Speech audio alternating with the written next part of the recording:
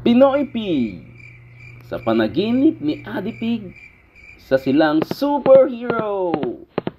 Sleep na kayo mga anak, may pasok pa kayo bukas. Ang ganda ng pinapanood namin eh. Right mga anak, gabi na, sleep na tayo. Ang ganda ng pinapanood namin eh. Oo nga, Daddy. Mga superheroes.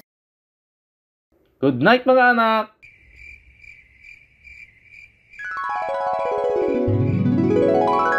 Kaya kong maging invisible.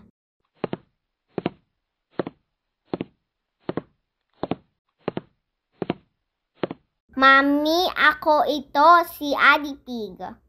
Kunin mo ang baso na binibigay ko.